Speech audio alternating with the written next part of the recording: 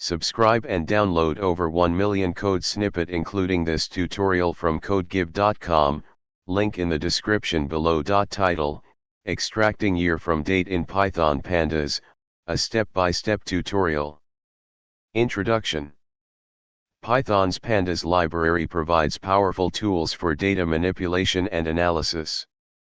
One common task is extracting the year from a date in a data frame. In this tutorial, we will guide you through the process of extracting the year from a date column using pandas. Step 1.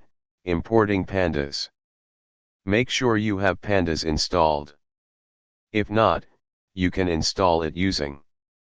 Now, let's import pandas into your Python script or Jupyter notebook.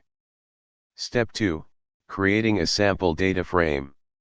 For this tutorial, let's create a sample data frame with a date column. Step 3. Extracting the year. Now, we will extract the year from the date column and create a new column called year. The DT accessor in pandas is used to access the datetime properties, and year extracts the year from the datetime. Step 4. Displaying the result. Let's print the updated data frame to see the results.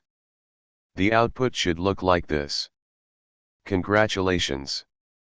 You have successfully extracted the year from the date column.